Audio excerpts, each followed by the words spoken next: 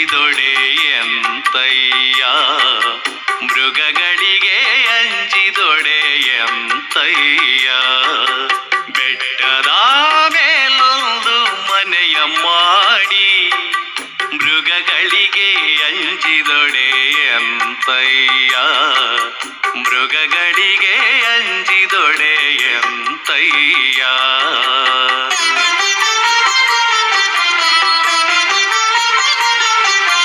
ಸಮುದ್ರದ ತಡಿಯಲೊಂದು ಮನೆಯ ಮಾಡಿ, ಸಮುದ್ರದ ತಡಿಯಲೊಂದು ಮನೆಯ ಮಾಡಿ ನೊರೆ ತೆರೆಗಳಿಗಂಜಿದೊಡೆ ಎಂತಯ್ಯ, ನೊರೆ ತೆರೆಗಳಿಗಂಜಿದೊಡೆ ಎಂತಯ್ಯ, ನೊರೆ ತೆರೆಗಳಿಗಂಜಿದ. ಕೇಳುಗರಿಗೆಲ್ಲ ನಮಸ್ಕಾರಗಳು. ಅಂತರ್ವಾಣಿ ಸಮುದಾಯ ರೇಡಿಯೋ ಕೇಂದ್ರವನ್ನು ಆಲಿಸುತ್ತಿರುವ ಎಲ್ಲ ಬಂಧುಗಳಿಗೆ ನಮಸ್ಕಾರಗಳು. ನಾನು ಎಂದಿನಂತೆ ಶಿವರಾಜ್ ಶಾಸ್ತ್ರಿ ತಮ್ಮೊಂದಿಗಿದ್ದೇನೆ. ಇವತ್ತೊಂದು ವಿಶೇಷವಾದಂಥ ಒಂದು ಸಂದರ್ಶನ ಕಾರ್ಯಕ್ರಮವನ್ನು ಪ್ರಸಾರ ಮಾಡ್ತಾ ಇದ್ದೇವೆ. ಈ ಸಂದರ್ಶನದಲ್ಲಿ ಭಾಗಿಗಳಾಗ್ತಾ ಇದ್ದಾರೆ ಪೂಜ್ಯ ಶ್ರೀ ಬಸವಾನಂದ ಸ್ವಾಮಿಗಳು. ಕರ್ನಾಟಕದಾದ್ಯಂತ ಮತ್ತು ದೇಶದಾದ್ಯಂತ ಪೂಜ್ಯ ಶ್ರೀ ಬಸವಾನಂದ ಸ್ವಾಮೀಜಿಯವರ ಹೆಸರನ್ನು ಕೇಳದೇ ಇರತಕ್ಕಂಥವರಿಲ್ಲ. ಅವರು ವಯಸ್ಸಿನಲ್ಲಿ ಚಿಕ್ಕವರಾದ್ರೂ ಬಹಳಷ್ಟು ಸಾಧನೆ ಮಾಡಿದ್ದಾರೆ. ಆಧ್ಯಾತ್ಮಿಕ ಕ್ಷೇತ್ರದಲ್ಲಿ ತಮ್ಮದೇ ಆದಂಥ ದಿಟ್ಟ ಹೆಜ್ಜೆಗಳನ್ನು ಇಟ್ಟಿದ್ದಾರೆ. ಒಂದು ವಿಶೇಷ ಅಂತಂದರೆ ಈ ದೃಷ್ಟಿ ದಿವ್ಯಾಂಗರು ಅಂತೀವಿ, ಕಣ್ಣು ಇಲ್ಲದೆ ಇದ್ದವರು ಈ ಆಧ್ಯಾತ್ಮಿಕ ಕ್ಷೇತ್ರಕ್ಕೆ ಬಂದಿರೋರು ಕಡಿಮೆನೆ. ಪಂಡಿತ ಪಂಚಾಕ್ಷರ ಗವಾಯಿಗಳು, ಪುಟ್ಟರಾಜ ಗವಾಯಿಗಳು ಅವರನ್ನು ಬಿಟ್ಟರೆ ಈಗ ಬಸವಾನಂದ ಸ್ವಾಮಿಗಳು ತಮ್ಮದೇ ಆದ ಒಂದು ಛಾಪನ್ನು ಮೂಡಿಸಿದ್ದಾರೆ. ಪ್ರವಚನ ಪ್ರವೀಣರು ಅನ್ನುವ ಪ್ರಖ್ಯಾತಿಯನ್ನು ಪಡ್ಕೊಂಡಿದ್ದಾರೆ. ತಮ್ಮದೇ ಆದ ಒಂದು ವಿಶೇಷವಾದಂಥ ತತ್ವ ಮತ್ತು ಬಸವಣ್ಣನವರ ತತ್ವ ಸಮ್ಮಿಳಿತಗೊಳಿಸಿ ಆ ಮನಗುಂಡಿಯಲ್ಲಿ ಒಂದು ಆಶ್ರಮವನ್ನು ಕಟ್ಟಿಕೊಂಡು ಅನೇಕರಿಗೆ ಗುರುಬೋಧವನ್ನು ಮಾಡುತ್ತಾ ತತ್ವೋಪದೇಶವನ್ನು ಮಾಡುತ್ತಾ ಅವರು ತಮ್ಮ ಸಾಧನೆಯನ್ನು ಮಾಡ್ತಾ ಇದ್ದಾರೆ. ಅಂಥ ಒಬ್ಬ ಮಹಾನ್ ವ್ಯಕ್ತಿ ಪೂಜ್ಯರು ನಮ್ಮೊಂದಿಗಿದ್ದಾರೆ. ಅವರಿಗೀಗ ನಾನು ಕೆಲವು ಮಾತುಗಳನ್ನು ಪ್ರಶ್ನೆಗಳನ್ನು ಕೇಳುವ ಮೂಲಕವಾಗಿ ಸಹಜವಾಗಿ ಒಂದು ಚರ್ಚೆಯನ್ನು ಮಾಡ್ತೇವೆ. ಶ್ರೀ ಬಸವಾನಂದ ಪೂಜ್ಯರಿಗೆ ಶರಣಾರ್ಥಿಗಳು. ನಮಸ್ಕಾರ ಸರ್. ಶರಣಾರ್ಥಿಗಳು ಸರ್. ಶರಣಾರ್ಥಿ ಸರ್. ಸರ್, ತಾವು ಮೈಸೂರಿನ ಅಂಧ ಬಾಲಕರ ಸರ್ಕಾರಿ ಶಾಲೆಯಲ್ಲಿ ಓದ್ದವರು. ಅಂದಿನ ದಿನಗಳನ್ನು ಸ್ವಲ್ಪ ನೆನೆಸ್ಕೊಳ್ಳಿ, ಹೇಗೆ ಅನಿಸ್ತಿತ್ತು ಅವಾಗ ತಾವು? 80ರಿಂದ 90ರವರೆಗೆ 10 ವರ್ಷಗಳ ಕಾಲ ನಾನು ಮೈಸೂರು ಸರ್ಕಾರಿ ಅಂಧ ಮಕ್ಕಳ ಪಾಠಶಾಲೆ ಅಲ್ಲಿ ನಾನು ಓದ್ತಾ ಇದ್ದೆ. ಈಗ ಶ್ರೋತೃಗಳ ತಮ್ಮ ಜೊತೆ ಏನು ಮಾತಾಡ್ತಿದ್ದಾರೆ ನಮ್ಮ ಶಿವರಾಜ್ ಶಾಸ್ತ್ರಿಗಳು, ನಮಗಿಂತ ಅವರು ನಾವೆಲ್ಲ ಒಟ್ಟಿಗೆ ಓದಿದ್ದು. ಸುಮಾರು ಒಂದು 7-8 ವರ್ಷಕ್ಕೆ ಹಿರಿಯರು. ನಾನು 3ನೇ ಕ್ಲಾಸ್ ಇದ್ದಾಗ ಪ್ರಾಯಶಃ ಅವರು 9ನೇ ಕ್ಲಾಸ್ ಅಂತ ಕಾಣುತ್ತೆ. ಅಂತಹ ಆವತ್ತಿನಿಂದ ಸಂಬಂಧ ನಮಗೆ. ಅವರು ಆವತ್ತು ವಿದ್ಯಾರ್ಥಿ ಇದ್ದಾಗಲೂ ಒಳ್ಳೆ ಭಾಷಣಕಾರರು. ಆಮೇಲೆ ನಮ್ಮ ಶ್ರೋತೃಗಳ ಗಮನಕ್ಕೆ ತರಬೇಕು ಮತ್ತು ಆವಾಗಿನ ಬಾಲ್ಯ ಜೀವನವನ್ನು ನೆನೆಸ್ಕೋಬೇಕು ಅಂದರೆ ನಮ್ಮ ಶಿವರಾಜ ಶಾಸ್ತ್ರಿಗಳು ನಾವು ಆಗಾಗ ಆಶುಭಾಷಣ ಸ್ಪರ್ಧೆಯಲ್ಲಿ ಪ್ರತಿಸ್ಪರ್ಧಿಗಳಾಗಿರ್ತಿದ್ವಿ. ಪ್ರತಿಸ್ಪರ್ಧಿಗಳಾಗಿರ್ತಿದ್ವಿ. ತುಂಬ ಚೆನ್ನಾಗಿ ಮಾತನಾಡೋರು ನಮ್ಮ ಶಿವರಾಜ ಶಾಸ್ತ್ರಿಗಳು. ಇವರಂಗೆ ನಾವು ಭಾಷಣ ಮಾಡಬೇಕು, ಇವರಂಗೆ ನಾವು ಆಶುಭಾಷಣದಲ್ಲಿ ಮುಂದೆ ಬರಬೇಕು ಅನ್ನುವಂತಹ ಒಂದು ರೀತಿನಲ್ಲಿ ನಮಗೆ ಇಂಪ್ರೆಷನ್ ಮೂಡಿಸಿದವರು. ಮತ್ತು ನಮ್ಮ ಶಾಲೆಯಲ್ಲಿ ಇನ್ನೊಂದು ಅವ್ರಿಗೂ ನಮ್ಮ ಸರ್ಗೆ ನೆನಪಿರ್ತದೆ ಶಿವರಾಜ್ ಅವ್ರಿಗೆ, ಅಲ್ಲಿ ದೊಡ್ಡ ಹಿರಿಯ ವಿದ್ಯಾರ್ಥಿಗಳು ಕಿರಿಯ ವಿದ್ಯಾರ್ಥಿಗಳಿಗೆ ಪಾಠ ಹೇಳ್ಕೊಡ್ತಾಯಿದ್ರು. ರಾತ್ರಿ ಸಂಜೆ ವೇಳೆ ನಮಗೆ 7 ಗಂಟೆಯಿಂದ 8-8:30ವರೆಗೆ ಓದೋಕ್ಕೆ ಅಂತ ಕೂಡಿಸಿದಾಗ ನಮಗೆ ಶಿವರಾಜ ಶಾಸ್ತ್ರಿಗಳು ನಮಗೆ ಕನ್ನಡ ಪಾಠ ಮಾಡಿದ್ದಾರೆ. ಆಮೇಲೆ ಬೇರೆ ಬೇರೆ ಸಂದರ್ಭಗಳಲ್ಲಿ ಅವರು ನಮಗೆ ಮಾರ್ಗದರ್ಶನ ಮಾಡ್ತಾಯಿದ್ರು. ಅಂದರೆ ಹಾಸ್ಟೆಲ್ನಲ್ಲಿ ಒಳ್ಳೆ ಪರಿಕ್ರಮ ಹಾಕಿದ್ರು. ಅಂದರೆ ಚಿಕ್ಕ ಮಕ್ಕಳಿಗೆ ನೋಡ್ಕೊಳ್ತಕ್ಕಂಥದ್ದು ಜವಾಬ್ದಾರಿ, ತಾಯಿ ತಂದೆಗಳು ಬಿಟ್ಟು ದೂರದಲ್ಲಿರ್ತಾರೆ, ಅವ್ರಿಗೆ ಅಣ್ಣಂದಿರಾಗಿ ಮತ್ತು ಸ್ನೇಹಿತರಾಗಿ ಹಾಗೆ ನೋಡ್ಕೊಳ್ತಾ ಇದ್ರು. ಅವೆಲ್ಲ ಇವತ್ತು ನಮಗೆ ಸವಿದಿನಗಳು. ಮತ್ತು ನಾವು ಎಷ್ಟು ಮಟ್ಟಿಗೆ ಆ ಶಾಲೆಗೆ ಹೊಂದ್ಕೊಂಡಿದ್ವಿ ಅಂದರೆ ನಮ್ಮದೇ ಆದ ಸಮಾಜ, ನಮ್ಮದೇ ಒಂದು ಪ್ರಪಂಚ. ಅಲ್ಲಿ 1ರಿಂದ 10ನೇ ತರಗತಿವರೆಗೆ ಓದ್ಬಿಟ್ಟು ಆಚೆ ಹೋಗಬೇಕಾದ್ರೆ ನಾವು ಕಣ್ಣೀರು ಹಾಕ್ಕೊಂಡು ಹೋಗ್ತಾ ಇದ್ವಿ. ಅಷ್ಟು ಇಂಪ್ರೆಷನ್. ಅದರ ಅರ್ಥ ನಮಗೆ ಈಗಿನ ಹಾಸ್ಟೆಲ್ಗಳಲ್ಲಿ ಕೊಟ್ಟ ಹಾಗೆ ಭಾಳ ಒಳ್ಳೆ ಊಟ ಕೊಡ್ತಿದ್ರು, ಬಹಳ ಏನೇನೋ ಪೌಷ್ಟಿಕ ಆಹಾರ ಕೊಡ್ತಿದ್ರು, ಹಂಗೇನಿಲ್ಲ. ಸಾಧಾರಣ ಸಾಮಾನ್ಯ ಹಾಸ್ಟೆಲ್ಗಳೇ. ಆದರೂ ಕೂಡ ಆ ಬಾಂಧವ್ಯ ಅನ್ನುವಂಥದ್ದು, ಆಮೇಲೆ ನಮ್ಮ ಮನೆಗಳಿಗಿಂತ ಹೆಚ್ಚು ನಮಗೆ ಪ್ರೀತಿ ಆಗಿಬಿಡ್ತಾ ಇತ್ತು ಸ್ಕೂಲು ಮತ್ತು ಹಾಸ್ಟೆಲ್ಲು, ಅಷ್ಟು ಚೆನ್ನಾಗಿರೋದು. ಮತ್ತು ಮೈಸೂರಲ್ಲಿ ನಾಲ್ವಡಿ ಕೃಷ್ಣರಾಜ ಒಡೆಯರ್ ಕಟ್ಟಿಸಿದಂಥ ಕಟ್ಟಡ, ಒಬ್ಬ ಅಂಧ ಬಾಲಕ, ಅಂಧ ಯುವಕ ಹೇಗೆ ಅಲ್ಲಿ ಆನಂದವಾಗಿ ಬದುಕಬೇಕು, ಆಟ ಆಡ್ಕೊಂಡು ಬದುಕಬೇಕೋ ಅಷ್ಟು ವಿಸ್ತೀರ್ಣವಾಗಿ ವಿಶಾಲವಾಗಿ ಆ ಕಟ್ಟಡ ಕಟ್ಟಿದ್ದಾರೆ. ಅಂತಹ ಒಂದು ಸ್ವರ್ಗದಂತಹ ಪರಿಸರದಲ್ಲಿ ನಾವು ವ್ಯಕ್ತಿತ್ವವನ್ನು ರೂಪಿಸ್ಕೊಂಡ್ವಿ ಅಂತಲೇ ಹೇಳಬೇಕು. ಅದರಲ್ಲಿ ನಮ್ಮ ಶಿವರಾಜ್ ಅವರ ಪಾತ್ರ ಕೂಡ, ನಾವೆಲ್ಲ ಚಿಕ್ಕವರಿದ್ದಾಗ ಅವ್ರ ಮಾರ್ಗದರ್ಶನ ಸಿಕ್ಕಿದೆ. ಇವತ್ತು ಅವರೊಬ್ಬ ಪ್ರಾಧ್ಯಾಪಕರಾಗಿ ಒಂದು ಅಂತರ್ವಾಣಿಯ ಏನದರ ಜವಾಬ್ದಾರಿಯನ್ನು ಹೊತ್ಕೊಂಡು, ನಾನೊಬ್ಬ ಅಧ್ಯಾತ್ಮ ಜೀವಿಯಾಗಿ ಇಬ್ಬರು ನಾವಿಲ್ಲಿ ಬಸವ ಕಲ್ಯಾಣದಲ್ಲಿ ಸಮಾಗಮ ಆಗಿರ್ತಕ್ಕಂಥದ್ದು, ಅವ್ರ ಸಂದರ್ಶನ ತೆಗೆದುಕೊಳ್ತಕ್ಕಂಥದ್ದು ನನಗೆ ತುಂಬ ಸಂತೋಷದ ಕ್ಷಣಗಳು ಅಂತ ನಾನು ಭಾವಿಸ್ತೀನಿ ಸರ್. ಗುರುಗಳೇ, ಈಗ ತಾವು ಬಹಳ ಒಳ್ಳೆ ಸವಿನೆನಪನ್ನು ತಾವು ನೆನಪಿಸ್ಕೊಂಡಿದ್ದೀರಾ.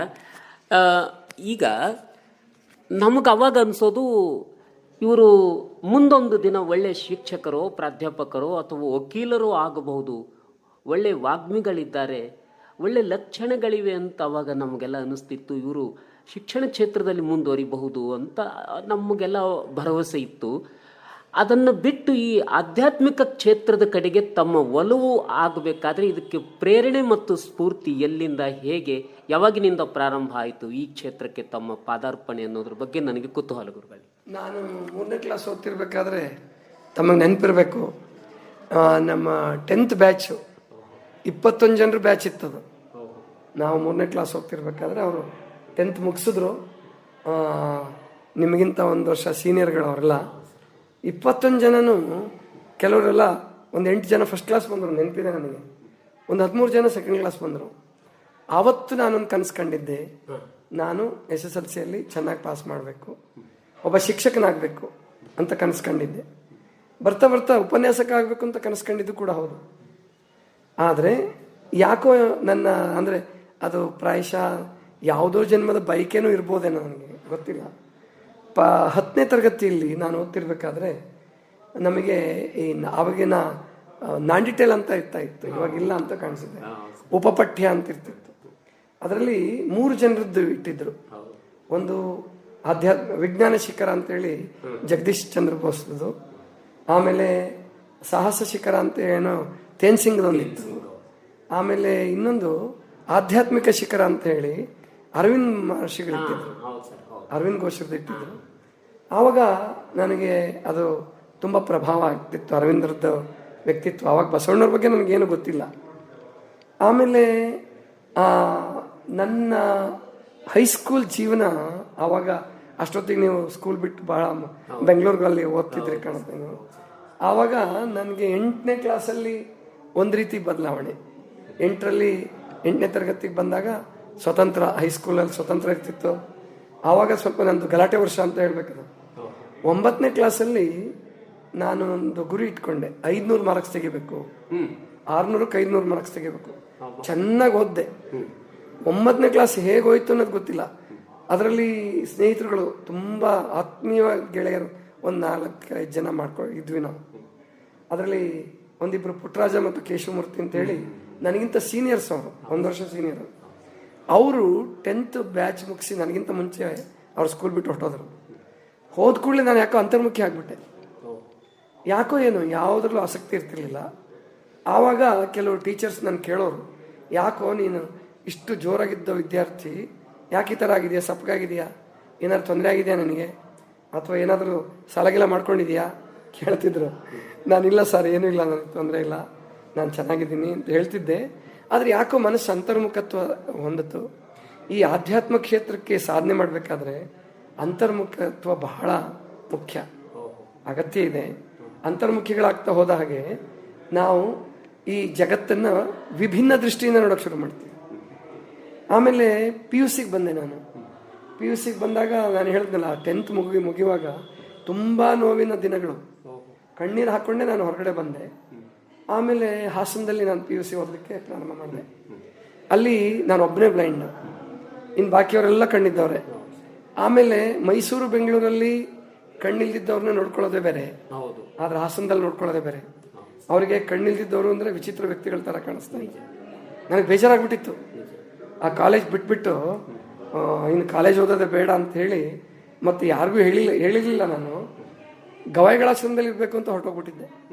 ಫಸ್ಟ್ ಟೈಮ್ PUCನಲ್ಲಿ ಅಕ್ಟೋಬರ್ನಲ್ಲಿ ನಾನು ಗವಾಯಿಗಳಾಶ್ರಮಕ್ಕೆ ಹೋಗ್ಬಿಡೋಣ, ಇನ್ನು ಈ ಏನು ಅಂಧ ಸಮಾಜದ ನಡುವೆನೇ ಇದ್ಬಿಡೋಣ ಅಂತ ಹೋಗಿದ್ದೆ. ಆದರೆ ಅದು ಯೋಗ ನನ್ನನ್ನು ಅವ್ರು ಸೇರಿಸ್ಕೊಳ್ಳಿಲ್ಲ.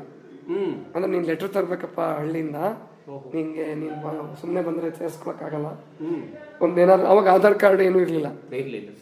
ಆವಾಗ ನಿಮ್ಮ ಪಂಚಾಯತಿ ಕಡೆಯಿಂದನೋ ಅಥವಾ ನಿಮ್ಮ ತಾಯಿ ತಂದೆಯಿಂದನೋ ಅದು ಕನ್ಸೆಂಟ್ ಇದ್ದಂಗೆ ಒಪ್ಪಿಗೆ ಪತ್ರ ತರಬೇಕಪ್ಪ ಅಂತ ಹೇಳಿದ್ರು. ವಾಪಸ್ ಬಂದ್ಬಿಟ್ಟೆ. ಬರೋತ್ತಿಗೆ ಏನಾಗಿತ್ತು ಅಲ್ಲಿ PUCನಲ್ಲಿ ಅಂದರೆ, ಫಸ್ಟ್ ಟರ್ಮ್ ಎಕ್ಸಾಮಲ್ಲಿ ಇಂಗ್ಲೀಷಲ್ಲಿ ನಾನು ಫಸ್ಟ್ ಬಂದ್ಬಿಟ್ಟಿದ್ದೆ.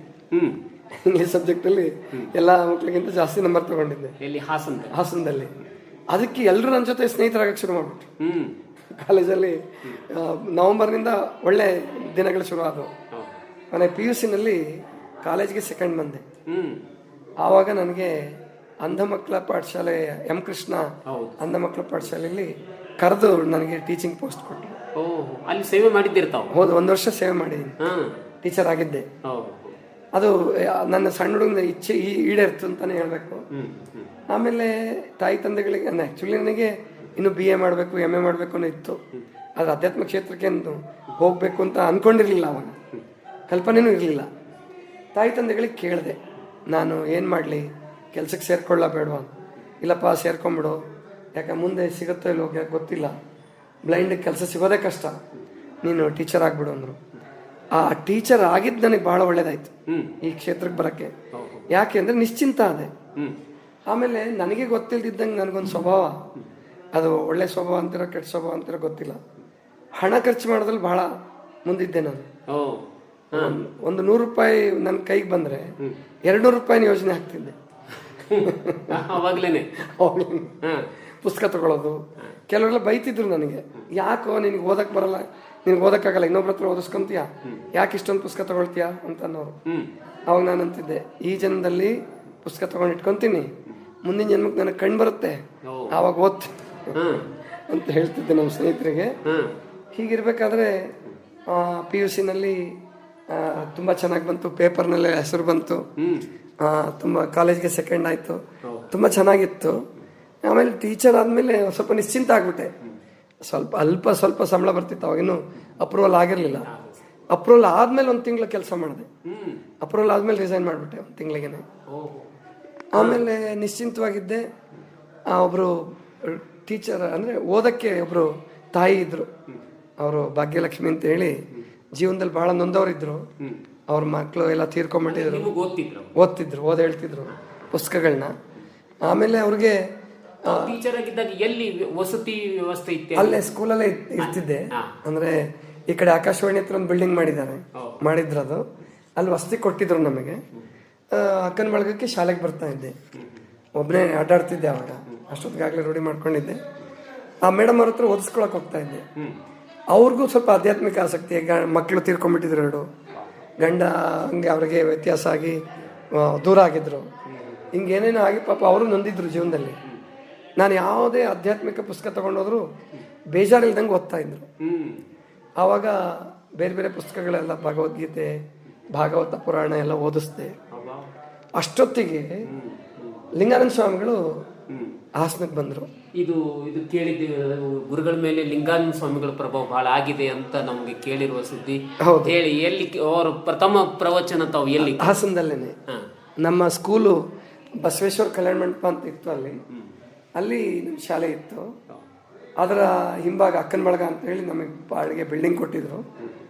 ಅದರ ಪಕ್ಕನೇ ಬಸವೇಶ್ವರ ಕಲ್ಯಾಣ ಮಂಟಪ. ಅದ್ರೊಳಗಡೆಯಿಂದನೇ ನಾವು ಆಚೆ ಹೋಗ್ಬೇಕಾಗಿತ್ತು. ಅಲ್ಲಿಗೆ ಅವ್ರದ್ದು ಪ್ರವಚನ ಹಾಕ್ಕೊಂಡ್ರು.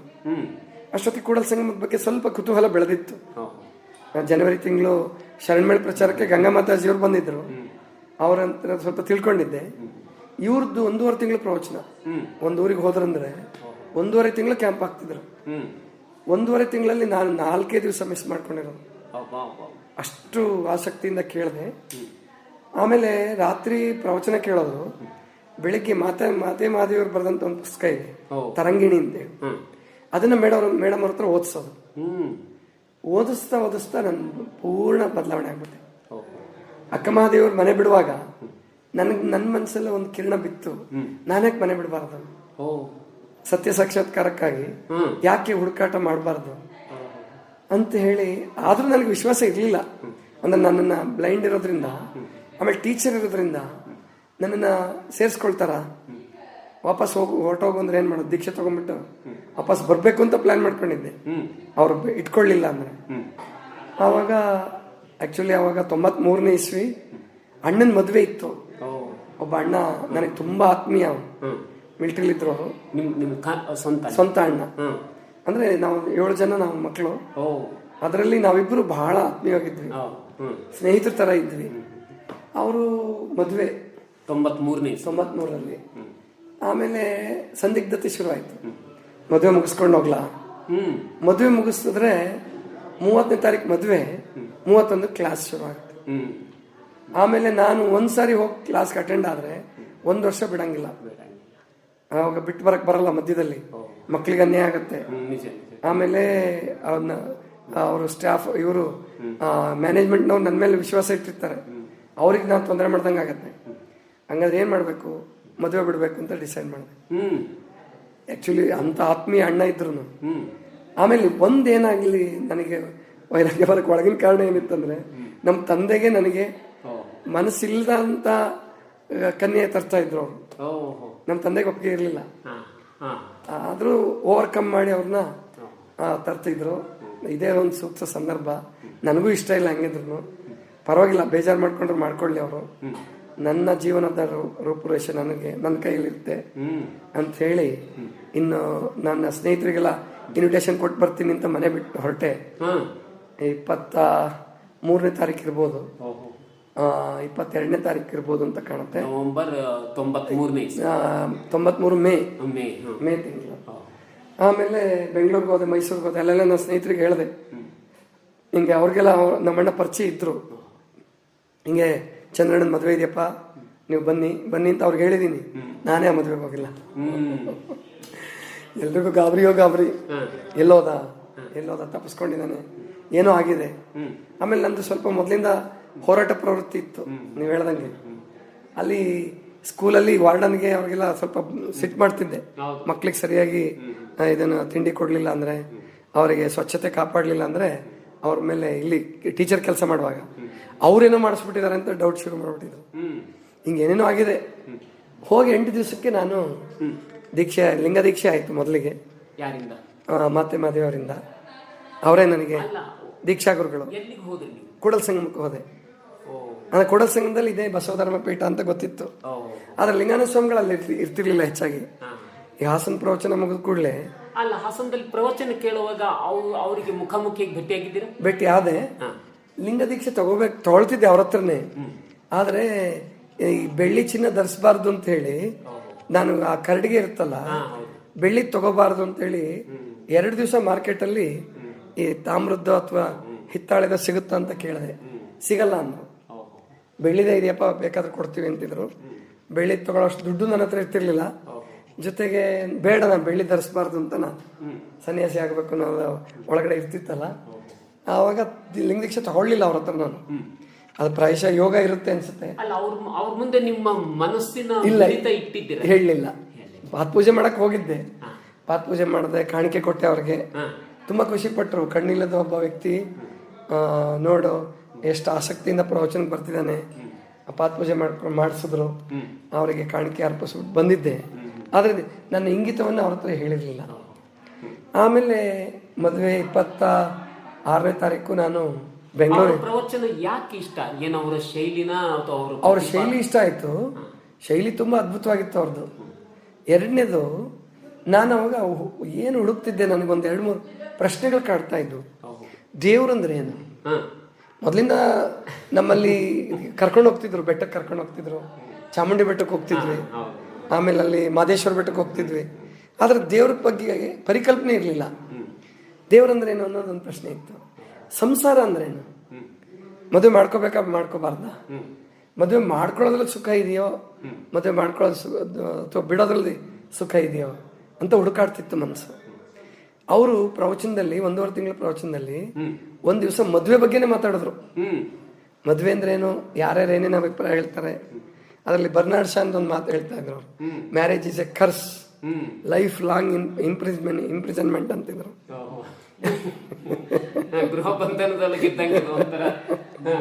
ಲೈಫ್ ಲಾಂಗ್ ಅದು ನನ್ನ ಮೇಲೆ ಬಹಳ ಪರಿಣಾಮ ಮಾಡ್ತು.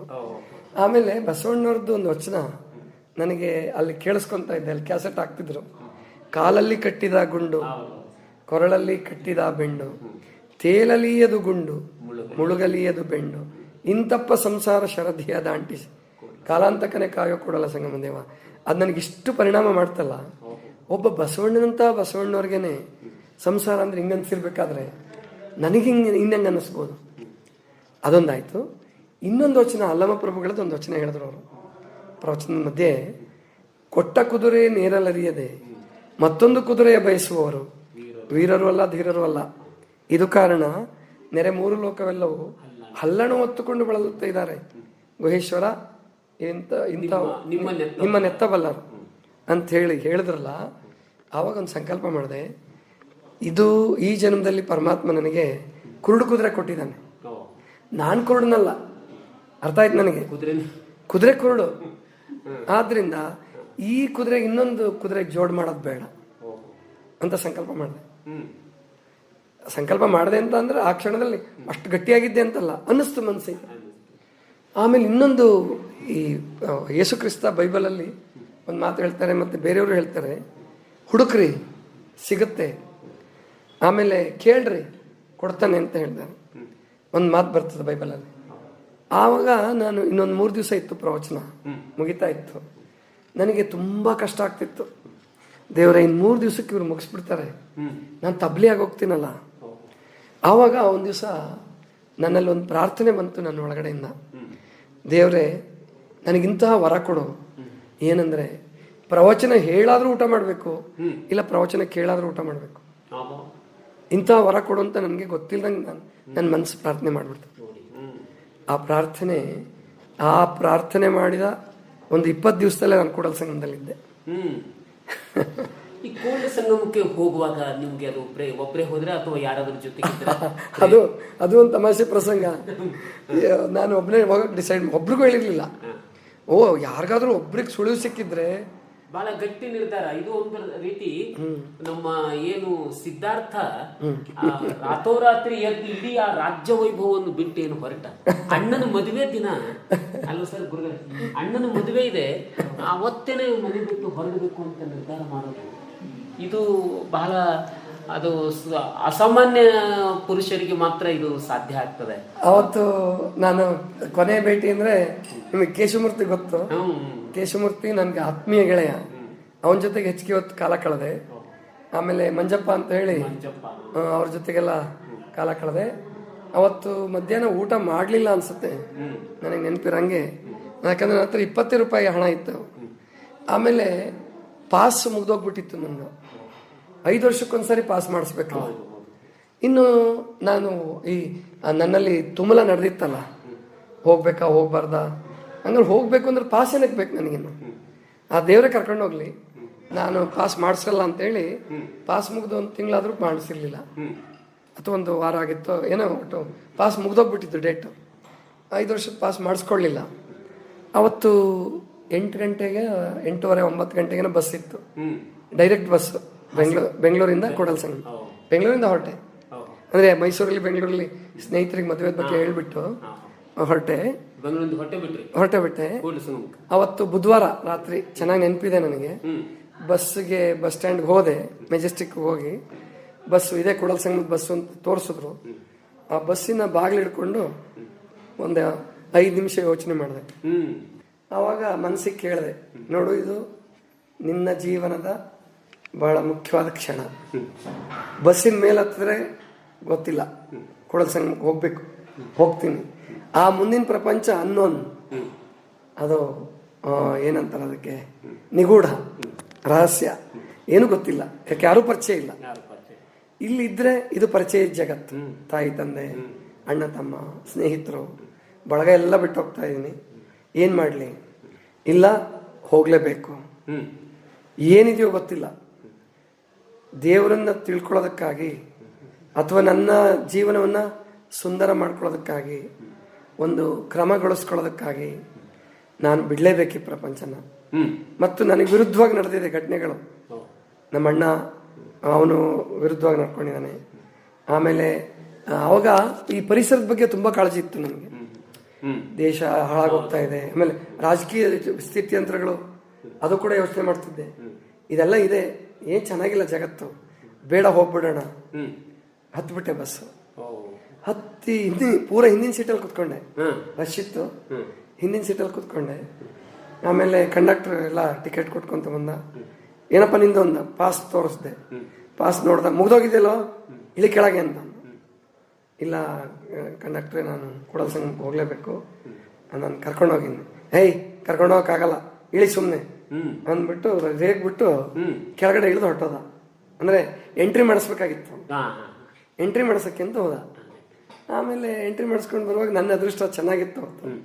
TC ಅವ್ರೇನು ಎಂಟ್ರಿ ಮಾಡ್ತಾರಲ್ಲ, ಅವ್ರನ್ನೂ ಬಸ್ ಹತ್ತಿದ್ರು. ಅವ್ರಿಗೆ ಕಂಪ್ಲೇಂಟ್ ಮಾಡ್ದ ಕಂಡಕ್ಟ್ರು. ನೋಡಿ ಸರ್, ಇವನು ಕಣ್ ಕಾಣಿಸಲ್ಲ, ಇವನಿಗೆ ಪಾಸ್ ಮುಗ್ದೋಗಿದೆ, ಹೊಸ ಪಾಸ್ ಮಾಡಿಸ್ಕೊಂಡಿಲ್ಲ, ಮತ್ತೆ ಇಳಿ ಅಂತಂದ್ರೆ ಇಳಿತಾ ಇಲ್ಲ ಸರ್ ಅಂತ ಅವ್ರಿಗೆ ಕಂಪ್ಲೇಂಟ್ ಮಾಡ್ದ. ಕರ್ಕೊಂಡೋಗ, ಯಾಕೆ ಕಾಡ್ತೀಯ ಅವನ್ನ ಅಂತ ನೋಡ್ರು. ಅವ್ನು ಸುಮ್ಮನೆ ಆಗ್ಬಿಟ್ಟ ಕಂಡಕ್ಟ್ರು.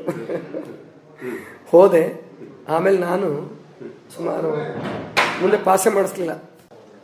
ಅಂದ್ರೆ ತಾವು ಬಸ್ ಹತ್ತಿ ಇನ್ನೇನು ಕೂಡಲ ಸಂಗಮಕ್ಕೆ ಹೋಗ್ತಾ ಇದ್ದೀರಾ? ಹೌದು. ಹೋದೆ. ಅವತ್ತು ಅದು ಬಸ್ಸು ಬಹಳ ವಿಚಿತ್ರ, ವಿಶೇಷವಾಗಿ ಹೋಗ್ತಾ ಇತ್ತು. ಮುಂದೆ ಒಂದ್ಸರಿ ಆಕ್ಸಿಡೆಂಟ್ ಕೂಡ ಆಗ್ಬೇಕಾಗಿತ್ತು. ಲಾರಿ ಹೊಡಿಬೇಕಾಗಿತ್ತು. ಅದನ್ನು ಪೂರ ಎಡಕ್ಕೆ ತಗೊಂಡು ಕೆಳಗಡೆ ಇಳಿಸ್ಬಿಟ್ಟ. ನಾನು ಹಿಂದಿನ ಸೀಟಲ್ಲಿ ಮಲ್ಕೊಂಡಿದ್ದೆ. ಆಕ್ಚುಲಿ ಸ್ವಲ್ಪ ಸಣ್ಣ ಪೆಟ್ಟಾಯ್ತು ನನಗೆ. ಆದ್ರೂ ಯೋಚನೆ ಮಾಡಲಿಲ್ಲ ನನಗೆ, ಯಾಕಂದ್ರೆ ನನಗೆ ಆ ಕಡೆ ಹೋಗೋದಿದೆ. ಕೊನೆಗೆ ಇಳ್ಕಲಲ್ಲಿ ಪೂರ ಅನೌನ್ಸ್ ಮಾಡಿದ್ರು, ಇಲ್ಲ ಈ ಬಸ್ ಹೋಗಲ್ಲ, ನೀವು ಬೇರೆ ಬಸ್ ಹತ್ಕೊಳ್ಳಿ ಅಂತ ಹೇಳ್ಬಿಟ್ಟು. ಕೊನೆಗೆ ಇಳ್ಕಲಲ್ಲಿ ಇಳಿದು ಬಸ್ ಹತ್ಸಿದ್ರು. ಆಮೇಲೆ ಬಸವಧರ್ಮ ಪೀಠ ಮೊದಲಿಗೆ ಬರುತ್ತೆ, ನನಗೆ ಗೊತ್ತಿಲ್ಲ. ಕೂಡಲ ಸಂಗಮಕ್ಕೆ ಹೋಗ್ಬಿಟ್ಟೆ. ಬಸ್ ಸ್ಟ್ಯಾಂಡ್ ಅಲ್ಲಿಗೆ ಹೋದೆ. ಕೊನೆಗೆ ಅಲ್ಲಿಂದ ಯಾರೋ ಕರ್ಕೊಂಡು ಬಂದ್ರು.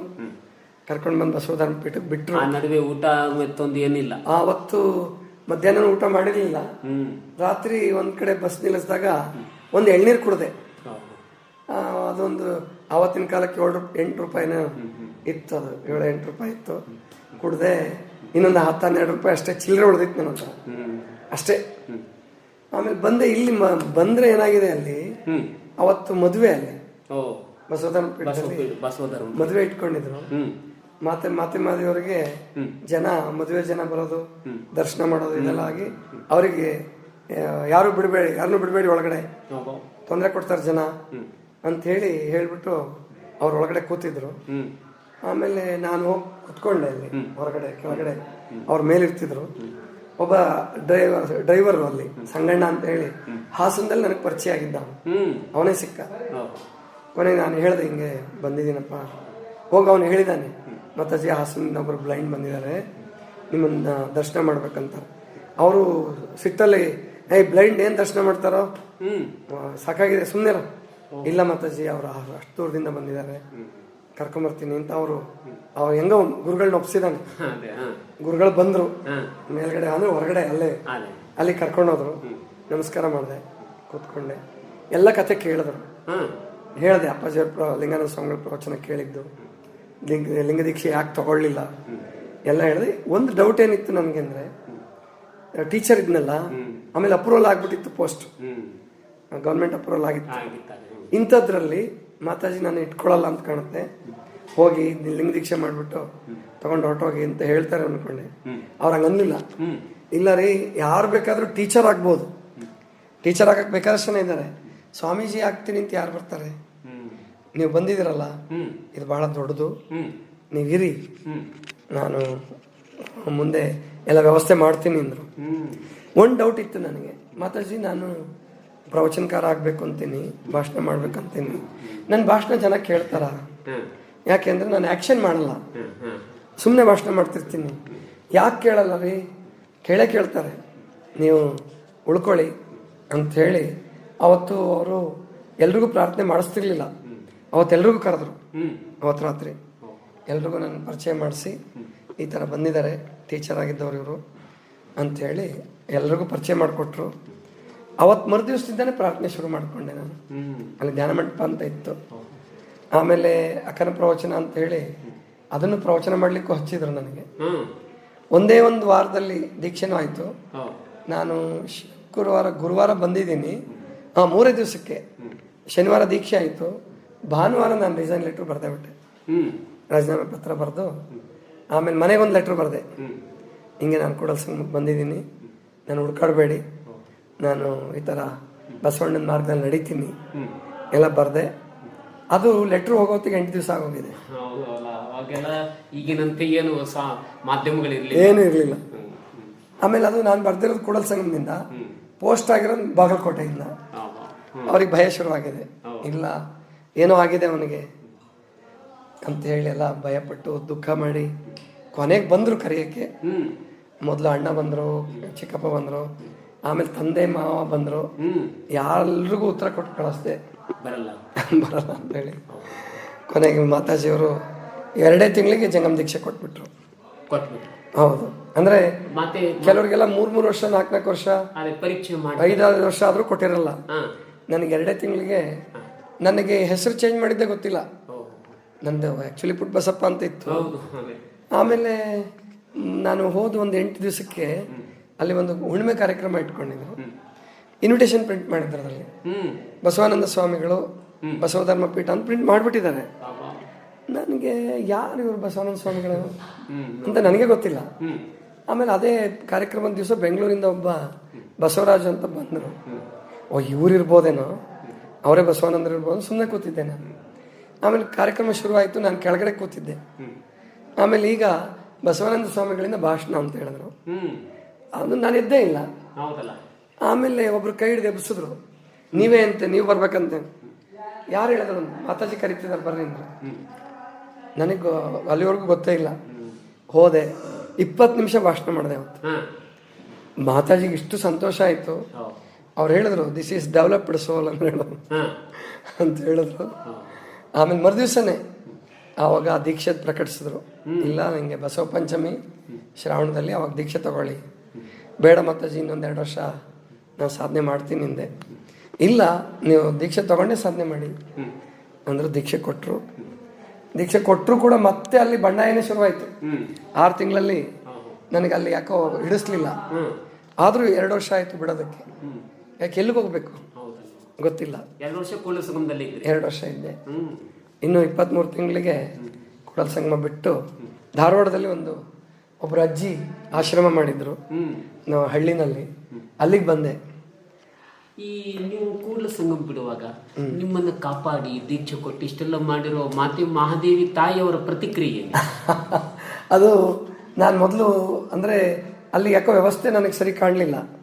ಒಬ್ಬ ಕಣ್ಣಿಲ್ದಿದ್ದವನಿಗೆ ಮತ್ತು ಒಬ್ಬ ಸ್ವಾಮೀಜಿಗೆ ಹೇಗೆ ವ್ಯವಸ್ಥೆ ಮಾಡಬೇಕು ಹಾಗೆ ಮಾಡಲಿಲ್ಲ.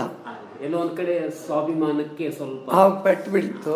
ಜೊತೆಗೆ ಅವರು ನಾನು ಸಾಧನೆ ಬಗ್ಗೆ ಕೇಳ್ತಾ ಇದ್ದೆ, ವಚನ ಬಗ್ಗೆ ಒಳ್ಳೆ ಮಾರ್ಗದರ್ಶನ ಮಾಡಿದ್ರು. ಸಾಧನೆ ಬಗ್ಗೆ ಕೇಳಿದಾಗ ಅವ್ರದ್ದು ಉತ್ತರ ನನಗೆ ಯಾಕೋ ಸಮಾಧಾನ ಆಗಲಿಲ್ಲ. ಹೇಗೆ ಬ್ರಹ್ಮಚರ್ಯ ಪಾಲನೆ ಮಾಡೋದು ಹೇಗೆ, ನಾನೊಂದು ಊಟ ಬಿಡಬೇಕು ಅಂತ ಇದ್ದೀನಿ. ಆವಾಗ ನನಗೆ ಉತ್ತರಗಳು ಸರಿಯಾಗಿ ಸಿಗಲಿಲ್ಲ. ಇಲ್ಲ, ಊಟ ಮಾಡಿ, ಮಧ್ಯಾಹ್ನ ನಿದ್ದೆ ಬಂದ್ರೆ ಮಾಡಿ ಅಂತ ಹೇಳಿದ್ರು. ಅದ್ಯಾಕೋ ನನಗೆ ಅದು ಸರಿ ಹೋಗಲಿಲ್ಲ. ಅವಾಗ ನಾನು ಅಲ್ಲಿ ನಿಮಗೆ ಪ್ರತ್ಯೇಕವಾಗಿ ಸ್ವಲ್ಪ ಸೌಲಭ್ಯಗಳೆಲ್ಲ ಕೊಟ್ಟು ಇರೋದು, ಯಾಕಂದ್ರೆ ನಮ್ಮವೇ ಅದಕ್ಕೆ ಕೆಲವು ಬೇಡಿಕೆ ರಿಕ್ವೈರ್ಮೆಂಟ್ ಇಲ್ಲ. ರೂಮ್ಸ್ ಎಲ್ಲ ನಮಗೆ ಪ್ರತ್ಯೇಕ ಕೊಟ್ಟಿದ್ರು, ಆದ್ರೆ ನೀರಿನ ಸೌಲಭ್ಯ ಎಲ್ಲ ಇತ್ತು. ಒಬ್ಬ ಬ್ಲೈಂಡ್ಗೆ ಮಿನಿಮಮ್ ಅಥವಾ ಚೆನ್ನಾಗಿ ಮಾಡ್ಬೇಕಂತ ಅಲ್ಲೆಲ್ಲ ರೂಮ್ಸ್ ಎಲ್ಲ ವ್ಯವಸ್ಥೆ ಇತ್ತು. ಅದೆಲ್ಲ ಚೆನ್ನಾಗಿ ಮಾಡಿದ್ರು. ಆ ಶರಣಮೇಳದ ಸಂದರ್ಭದಲ್ಲಿ ಸ್ವಲ್ಪ ಕಷ್ಟ ಆಗ್ತಿತ್ತು. ಹೌದು, ಜನ ಬಹಳ ತುಂಬಾ ಜನ ಸೇರ್ತಿದ್ರಲ್ಲ, ಅವಾಗ ಕಷ್ಟ ಆಗ್ತಿತ್ತು. ಆದ್ರೆ ಇರ್ಲಿ ಅಂತ ಹೇಳಿ ನಾನು ಕೊನೆಗೆ ಅಕ್ಕಮಹಾದೇವಿ ಆಶ್ರಮ ಅಂತ ಇದೆ ಧಾರವಾಡದಲ್ಲಿ, ಅಲ್ಲಿ ಅನುಷ್ಠಾನಕ್ಕೆ ಹೋಗ್ತೀನಿ ಮಾತಾಜಿ ಅಂತ ಹೇಳಿ ಅಲ್ಲಿಗೆ ಬಂದೆ. ನಾವು ಮೊದಲು ವಿಚಾರ ಮಾಡೋಣ. ಅಷ್ಟೊತ್ತಿಗಾಗಲೇ ಈ ಜೀವನದ ತಾಕಲಾಟಗಳು ಶುರುವಾಗಿದ್ವು. ಅಂದರೆ ಯಾಕೆ ನಾನು ತಾಯಿ ತಂದೆ ಬಿಟ್ಟು ಬಂದೆ, ಇವರು ಇಡೀ ಸಮಾಜಕ್ಕಿಂತ ಅವರೇ ಶ್ರೇಷ್ಠರಲ್ವಾ ಅನ್ನೋ ಪ್ರಶ್ನೆ ಶುರು ಆಗ್ಬಿಟ್ಟಿತ್ತು. ಆದರೆ ಹಿಂದಕ್ಕೆ ಹೋಗಂಗಿಲ್ಲ, ಕೆಲಸ ಬಿಟ್ಬಿಟ್ಟಿದ್ದೀನಿ, ಮುಂದಕ್ಕೆ ಹೋಗ್ಬೇಕು. ಆಮೇಲೆ ಹಿಂದಕ್ಕೆ ಹೋದ್ರೆ ನನ್ನ ಸ್ನೇಹಿತರುಗಳಿಗೆಲ್ಲ ನಾನು ಉತ್ತರ ಕೊಡೋಕ್ಕಾಗಲ್ಲ, ನಮ್ಮ ತಾಯಿ ತಂದೆಗಳಿಗೆ ಕೊಡೋಕ್ಕಾಗಲ್ಲ. ಆಮೇಲೆ ಎಲ್ಲರೂ ನನ್ನನ್ನು ಹುಚ್ಚ ಅಂತಾರೆ, ಬೈತಾರೆ. ಆವಾಗ ಸಂಕಲ್ಪ ಮಾಡಿದೆ, ಬಸವಣ್ಣನಿಗೆ ಸವಾಲು ಹಾಕಿದೆ, ಬಸವಣ್ಣ ನಿನ್ನ ತತ್ವದಲ್ಲಿ ನನ್ನ ಒಬ್ಬ ಬ್ಲೈಂಡನ್ನು ಬದುಕಿಸೋ ಶಕ್ತಿ ಇದೆಯೋ ಇಲ್ವೋ ನೋಡ್ತೀನಿ ನಾನು. ಬದುಕದೇ ಇದ್ರೆ, ಬದುಕಿಸೋ ಶಕ್ತಿ ಇಲ್ಲ ಅಂದರೆ ಆತ್ಮಹತ್ಯೆ ಮಾಡ್ಕೊತೀನಿ ಹಂಗೆ ಡಿಸೈಡ್ ಮಾಡಿದೆ. ಆದರೆ ಹಿಂದಕ್ಕೆ ಹೋಗಲ್ಲ, ಡಿಸೈಡ್ ಮಾಡ್ಕೊಂಡೆ, ಹಿಂದಕ್ಕಂತೂ ಹೋಗಲ್ಲ. ಆಮೇಲೆ ದೀಕ್ಷೆ ಆಗಿದೆ, ಸನ್ಯಾಸಿ ಆದಮೇಲೆ ಹಿಂದಕ್ಕೆ ಹೋಗೋದು ಅಂದರೆ ಅದು ಒಳ್ಳೇದಲ್ಲ. ದೀಕ್ಷೆ ಬಿಡಬಾರ್ದು, ಆ ಸನ್ಯಾಸ ಮಾರ್ಗಕ್ಕೆ ಚ್ಯುತಿ ತರಬಾರ್ದು, ಮುಂದೆ ಹೋಗಬೇಕು ಅಂತ ಡಿಸೈಡ್ ಮಾಡಿದೆ. ಕೊನೆಗೆ ಗಟ್ಟಿ ಮನ್ಸು ಮಾಡಿದೆ, ಹೊರಗಡೆ ಬಂದೆ. ಆಮೇಲೆ ಮಾತಾಜಿಗೆ ಲೆಟ್ರ್ ಬರೆದೆ. ಮೊದಲು ಸುಮ್ಮನೆ ಬಿಡಲಿಲ್ಲ, ಮಾತಾಜಿ ಹೀಗೆ ಸಾಧನೆ ಬೇಕು ನನಗೆ. ಆಮೇಲೆ ಇಲ್ಲಿ ಬಂದವ್ರಿಗೆ ಯಾರಿಗೂ ಸಾಧನೆಗೆ ಅವಕಾಶನೇ ಇಲ್ಲ. ಬಂದ ಕೂಡಲೇ ನೀವು ಪುಸ್ತಕ ಮಾರಾಟ ಮಾಡಕ್ಕೆ ಹಚ್ತೀರಿ, ಪ್ರವಚನ ಕರ್ಕೊಂಡು ಹೋಗ್ತೀರಿ. ಅವ್ರಿಗೆ ಜೀವನವನ್ನು ಗೆಲ್ಲೋದು ಹೇಗೆ, ದೇಹನ ಗೆಲ್ಲೋದು ಹೇಗೆ? ಅವಾಗಲೇ ಇಷ್ಟೆಲ್ಲ ವಿಚಾರ ಅವ್ರಿಗೆ ಪತ್ರ ಮೂಲಕ ಬರ್ದೆ. ಆದ್ರೆ ಅವರು ಪತ್ರ ಬಹಳ ವಿಚಿತ್ರವಾಗಿ ಬಂತು. ನೀವು ಮನಸ್ಸಲ್ಲೇ ಮಂಡಿಗೆ ತಿನ್ನೋರು, ನೀವು ಪ್ರಚಾರನೇ ನಮ್ಮ ಗುರಿ, ನೀವು ಹಂಗೇನಾರು ಪ್ರಚಾರಕ್ಕೆ ರೆಡಿ ಇಲ್ಲ ಅಂದರೆ, ನಿಮ್ಮದು ಸಾಧನೆ ಮಾಡ್ತೀವಿ ಅಂದರೆ ನೀವು ನಿಮ್ಮ ವ್ಯವಸ್ಥೆ ನೀವು ಮಾಡ್ಕೋಬೋದು ಅಂತ ಪತ್ರ ಬರೆದು. ನನಗೆ ಅದೇ ಬೇಕಾಗಿತ್ತು. ಹೊರಗಡೆ ಬಂದ್ಬಿಟ್ಟೆ. ಬಂದಮೇಲೆ ಒಂದು 2-3 ವರ್ಷ ತುಂಬ ಕಷ್ಟ ಆಯಿತು. ಆದರೂ ಗಟ್ಟಿಯಾಗಿ ನಿಂತ್ಕೊಂಡೆ. ತಾವು ಗದಗಿನ ತೋಂಟದಾರ್ಯ ಜಗದ್ಗುರುಗಳ ಬಳಿಯಲ್ಲೂ ತಾವು ಸ್ವಲ್ಪ ದಿವಸ ಹೋದೆ. ಆಮೇಲೆ ಮುಂದೆ ಆ್ಯಕ್ಚುಲಿ ಚಿತ್ರದುರ್ಗಕ್ಕೆ ಹೋದೆ ಫಸ್ಟು. ಅಲ್ಲಿ ಬಸವತತ್ವ ಕಾಲೇಜ್ ಮಾಡಿದ್ರು, ಅಲ್ಲಿ 1 ವಾರ ಇದ್ದೆ. ಅದು ನನಗೆ ಹಿಡಿಲಿಲ್ಲ. ಆಮೇಲೆ ಗದಗಿಗೆ ಬಂದೆ. ಗದಗಿನ ತೋಂಟದಾರ್ಯ ಮಠದವರು ಇಳಕಲ್ಲಲ್ಲಿ ಪರಿಚಯ ಆಗಿದ್ರು. ಇಳಕಲ್ಲಲ್ಲಿ ಅಲ್ಲಿ ಪ್ರವಚನ ಮಾಡುವಾಗ ಪರಿಚಯ ಆಗಿದ್ರು. ಅವ್ರೊಂದು ಮಾತು ಹೇಳಿದರು, ಯಾಕೋ ಭಾಳ ಸೊರಗ್ಬಿಟ್ಟಿದ್ದಾರೆ. 2 ತಿಂಗಳು ನಾನು ಅವಾಗ ಹಸಿ ತರಕಾರಿ ಮೇಲೆ ಇದ್ದೆ, ಬೇಯಿಸಿದಾರೆ ಏನು ತಿಂತಿರ್ಲಿಲ್ಲ. 2 ತಿಂಗಳು ಆವಾಗ ಭಾಳ ಸೊರಗೋಗ್ಬಿಟ್ಟಿತ್ತು ಶರೀರ. ಅವಾಗ ಕೇಳಿದ್ರು, ಯಾಕೆ ಇಷ್ಟೊಂದು ಸೊರಗಿದಿರಲ್ಲ? ಇಲ್ಲ ಅಪ್ಪ, ಹಿಂಗೆ ನಾನು ಸಾಧನೆ ಮಾಡ್ತಾ ಇದ್ದೀನಿ, ನನ್ನ ಮೇಲೆ ನನಗೆ ಕಂಟ್ರೋಲ್, ಸೆಲ್ಫ್ ಕಂಟ್ರೋಲ್ ಬೇಕು. ಒಳ್ಳೇದು, ಮುಂದೆ ಏನು ಮಾಡ್ಬೇಕು ಅಂದ್ಕೊಂಡಿದ್ದೀರಾ? ನಿಮ್ಮ ಚಿತ್ರದುರ್ಗದಲ್ಲಿ ಬಸವತತ್ವ ಕಾಲೇಜ್ ಆಗಿದೆ, ಅಲ್ಲಿ ಹೋಗ್ಬೇಕು ಅಂದ್ಕೊಂಡಿದ್ದೀನಿ ಅಂದರೆ, ಆಯಿತು ಹೋಗಿ, ನಿಮ್ಗೆ ಅಲ್ಲಿ ಅಡ್ಜಸ್ಟ್ ಆದರೆ ಇರಿ. ಅವರಲ್ಲಿ ಸ್ವಲ್ಪ ಆ ಥರ ಗುಣ ಇತ್ತು, ತೋಂಟದಾರ್ಯರಲ್ಲಿ ಸ್ವಲ್ಪ ಮಾತೃ ಹೃದಯ ಇತ್ತು. ಅವ್ರು ಹೇಳಿದ್ರು, ನೀವು ಹೋಗಿ ನಿಮ್ಗೆ ಅಡ್ಜಸ್ಟ್ ಆಯಿತು ಅಲ್ಲಿರಿ, ಅಕಸ್ಮಾತ್ ನಿಮಗೆ ತೊಂದರೆ ಆಯಿತು ಅಂದರೆ ಬೇಜಾರು ಮಾಡ್ಕೋಬೇಡಿ, ಮತ್ತು ಯಾವಾಗಲೂ ನಿಮಗೆ ಗದಗಿನ ತೋಂಟದಾರ್ಯ ಮಠ ಯಾವಾಗಲೂ ಬಾಗಿಲು ತೆಗ್ದಿರುತ್ತೆ, ಯಾವಾಗಲಾದ್ರೂ ಬನ್ನಿ ಅಂದರು. ಸರಿ, 1 ವಾರ ನೋಡಿದೆ ಚಿತ್ರದುರ್ಗ, ಸರಿ ಆಗಲಿಲ್ಲ, ಹೊರಗಡೆ ಬಂದ್ಬಿಟ್ಟೆ. ಬಂದು ಆ್ಯಕ್ಚುಲಿ ನಾನು ಆ ತೋಂಟದಾರ್ಯ ಮಠದಲ್ಲಿ ಇರಬೇಕು ಅಂತ ಹೋದವನಲ್ಲ, ಅವರಿಂದ ಪುಟ್ಟರಾಜ ಗವಾಯಿಗಳ ಪರಿಚಯ ಮಾಡಿಕೊಂಡು ಅಲ್ಲಿ ಬ್ಲೈಂಡ್ ಸ್ಕೂಲ್ ಆಗಿತ್ತು ಅಷ್ಟೊತ್ತಿಗೆ. ಮತ್ತು ಅಷ್ಟೊತ್ತಿಗೆ ನನ್ನ ಜೊತೆ ಒಬ್ಬ ಸಾಧಕ ಸೇರ್ಕೊಂಡಿದ್ದ, ಮಲ್ಲಿಕಾರ್ಜುನ್ ಹೇಳಿ, ಜಮಖಂಡಿ ಕಡೆಯವನು. ನನ್ನ ಜೊತೆನೇ ಇರ್ತಿದ್ದ ಅವನು. ಒಂದು ವರ್ಷ ಆಗಿತ್ತು ನನ್ನ ಜೊತೆ ಬಂದು. ಅವನು ನಾನು ಸೇರಿಕೊಂಡು ಅಲ್ಲಿ ನಾನು ಟೀಚರ್ ಆಗಿ ಕೆಲಸ ಮಾಡೋದು, ಸಂಬಳ ತಗೊಳ್ಳೋದು, ಸಾಧನೆ ಮಾಡೋದು, ಇಬ್ಬರು ಒಟ್ಟಿಗಿರೋದು ಅಂತ ಅಂದ್ಕೊಂಡು ಜಗದ್ಗುರುಗಳ ಹತ್ರ ಹೋದ್ವಿ, ತೋಂಟದಾರ್ಯ ಜಗದ್ಗುರು. ಅವ್ರು ಹೇಳಿದ್ರು, ಇಲ್ಲ, ನಿಮ್ಮ ಪ್ರವೃತ್ತಿಗೆ ಅಲ್ಲಿ ನಿಮಗೆ ಸರಿ ಹೋಗಲ್ಲ, ನೀವು ಬಸವ ಭಕ್ತರು. ಮತ್ತು ಪ್ರಭುಲಿಂಗಲೀಲೆ ಅಷ್ಟೊತ್ತಿಗಾಗಲೇ ಬ್ರೈಲ್ ಲಿಪಿಗೆ ಪ್ರಭುಲಿಂಗಲೀಲೆ ಬರ್ಕೊಂಡಿದ್ದೆ. ಪೂರಾ ಚಾಮರಸಂದು 3 ಭಾಗ ಮಾಡ್ಕೊಂಡು ಸ್ವಂತ ಬರ್ಕೊಂಡು ತಿಂಗಳಾನ್ಗಟ್ಲೆ ಪ್ರವಚನ ಮಾಡೋದು ರೂಢಿಸ್ಕೊಂಡಿದ್ದೆ. ಲಿಂಗಾನಂದ ಸ್ವಾಮಿಗಳ ಪ್ರವಚನ ಕೇಳಿದ್ದು ರೂಢಿ ಇತ್ತು, ಸ್ವಲ್ಪ ಬೇರೆ ಬೇರೆದೆಲ್ಲ ಸೇರಿಸ್ಕೊಂಡು ಬಹಳ ಪ್ರಭಾವಕಾರಿ ಪ್ರವಚನ. ನಮ್ಮೂರಿಗೆ ಬನ್ನಿ ಅಂತ ಕರೀತಿದ್ರು, ನಮ್ಮ ಮಠದಲ್ಲಿ ಉಳ್ಕೊಳ್ರಿ ಅಂತ ಕೇಳ್ತಿದ್ರು. ಆದ್ರೂ ನನಗೆ ಯಾವ ಮಠದಲ್ಲಿ ಉಳಿಯಕ್ಕೆ ಮನಸ್ಸಿರ್ಲಿಲ್ಲ. ಕೊನೆಗೆ ತೋಂಟದಾರ್ಯ ಮಠಕ್ಕೆ ಬಂದೆ. ಅವರು ಉಳಿಸ್ಕೊಂಡ್ರು, ಅಲ್ಲಿ ಪ್ರವಚನ ಹಚ್ಚಿದ್ರು, ನೀವು ಪ್ರವಚನ ಶುರು ಮಾಡಿ, ಇಲ್ಲಿ ಬಸವ ಭಕ್ತರು ಬಹಳ ಜನ ಇದ್ದಾರೆ, ಕೇಳ್ತಾರೆ. 73 ದಿವಸ ಪ್ರವಚನ ಮಾಡಿದೆ. ಅದೇ ಪ್ರಥಮ ಪ್ರವಚನ ತಾವು ಮಾಡಿ? ಇಲ್ಲ, ಅಷ್ಟೊತ್ತಿಗಾಗಲೇ ಪ್ರವಚನ ಚೆನ್ನಾಗಿ ರೂಢಿ ಆಗಿತ್ತು. 4-6 ಕಡೆ ಮಾಡಿದ್ದೆ. ಆಮೇಲೆ ವರ್ಷಪೂರ್ಣ ಪ್ರವಚನದಲ್ಲೇ ಇರ್ತಿದ್ದೆ. ಆಮೇಲೆ ಅವಾಗ ಪ್ರವಚನ ಮಾಡಲೇಬೇಕಾಗಿತ್ತು. ನಾನು ಹೊಟ್ಟೆ ತುಂಬ್ಕೋಬೇಕಾದ್ರೆ ನನಗೆ ಅನ್ನದ ಮಾರ್ಗ ಕೂಡ ಆಗಿತ್ತು ಅದು. ಹಾಗಾಗಿ ಪ್ರವಚನ ಮಾಡಿದೆ. ಇಲ್ಲಿ ಇವ್ರಿಗೆ ತುಂಬಾ ಖುಷಿ ಆಯ್ತು, ಗದಗಿನ ಜನರಿಗೆ, ಗದಗಿನ ಜಗದ್ಗುರುಗಳಿಗೆ. ಒಂದ್ 3 ಜನ ನನಗೆ ಓದ್ಲಿಕ್ಕೆ ಬರ್ತಿದ್ರು, ಬರಕ್ ಶುರು ಮಾಡ್ಕೊಂಡು. ನಾನು ಯಾವ ಪುಸ್ತಕ ಕೇಳ್ತೀನೋ ಆ ಪುಸ್ತಕ ತಗೊಂಡು ಬಂದು ಓದ್ತಿದ್ರು. ಅಲ್ಲೇ ನಾನು 6 ವರ್ಷ ತುಂಬಾ ಚೆನ್ನಾಗಿ ಅಧ್ಯಯನ ಮಾಡಿದೆ. 6 ವರ್ಷ 98ರಿಂದ 2004ರವರೆಗೆ. ಅಷ್ಟೊತ್ತಿಗೆ 1 ವರ್ಷ ಉತ್ತರ ಭಾರತಕ್ಕೂ ಹೋಗಿ ಬಂದೆ. ಅವ್ರ ಕಡೆಯಿಂದ ಡೆಲ್ಲಿಗೆ ಹೋದೆ. ಡೆಲ್ಲಿಯಲ್ಲಿ ಒಂದು 6 ತಿಂಗಳಿದ್ದೆ. ಅಲ್ಲೆಲ್ಲ ಹಿಂದಿ ಕಲ್ತ್ಕೊಂಡೆ, ಸ್ವಲ್ಪ ಹಿಂದಿ ಚೆನ್ನಾಗಿ ಮಾತಾಡಕ್ ಬಂತು. ಹೀಗೆಲ್ಲ ಆಗಿ ಕೊನೆಗೆ ಅಲ್ಲೂ ಕೂಡ ನನಗೆ ತುಂಬಾ ಕಷ್ಟ ಆಗ್ತದೆ. ಕಲ್ಯಾಣ ಮಂಟಪ ಇತ್ತು ಅಲ್ಲಿ, ಅದ್ರ ಮೇಲ್ಗಡೆ ರೂಮ್ ಮಾಡ್ಕೊಟ್ಟಿದ್ರು. ನೀವು ಬಂದಿದ್ರಿ ಅನ್ಸುತ್ತೆ ಅಲ್ಲೊಂದ್ಸಾರಿ. ಅಲ್ಲಿಗೆ ಬಂದಿಲ್ಲ, ಇದು ಹೇಳಿದ್ದೀರ ಒಂದ್ಸಲ ನಿಮ್ಮ ಆಶ್ರಮಕ್ಕೆ ಬಂದಾಗ. ಈ ಘಟನೆ ಹೇಳಿದ್ದೀರ ತಾವ. ನೀವು ಗದಗಲ್ಲಿ ಇದ್ದಾಗ ಬರೋದಾಗಿಲ್ಲ ಅಂದ್ರೆ ಬಂದಿದ್ದೆ. ನಾವು ನೀವು ಈ ಪುಟ್ಟರಾಜ ಗವಾಯಿಗಳ ಕಾರ್ಯಕ್ರಮದಲ್ಲಿ ಅಲ್ಲಿ ಭೇಟಿಯಾಗಿದ್ದು ಉಂಟು. ಆದ್ರೆ ನೀವಿರುವ ವಸತಿ ಪ್ರದೇಶಕ್ಕೆ ಬರೋದಾಗಿಲ್ಲ. ಅಲ್ಲಿ ಒಂದ್ ಕಡೆ ಟಾಕೀಸ್ ಇತ್ತು, ಅದ್ರ ಗದ್ದಲನು ಕೇಳ್ತಿತ್ತು.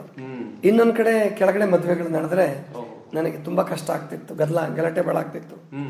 ಅದಕ್ಕೋಸ್ಕರ ಅಲ್ಲಿನೂ ಅಷ್ಟೊತ್ತಿಗೆ ಡೆಲ್ಲಿಲೂ ಹೋದೆ.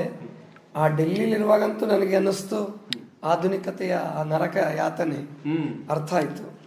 ಇಲ್ಲ, ಇನ್ಮೇಲೆ ಹಳ್ಳಿಲೇ ಮಠ ಮಾಡ್ಬೇಕು ಅನ್ಕೊಂಡಿದ್ದೆ. ಅಷ್ಟೊತ್ತಿಗೆ ಮನಗುಂಡಿ ಜನ ನನಗೆ ಆತ್ಮೀಯರಾಗಿದ್ರು. ಅಲ್ಲಿ ಮನಗುಂಡಿಲಿ ಒಂದು ಘಟನೆ ನಡೀತಾ ಅವಾಗ 95-96ರಲ್ಲಿ 2 ಶ್ರಾವಣ ಮಾಸ ಪ್ರವಚನ ಮಾಡಿದೆ.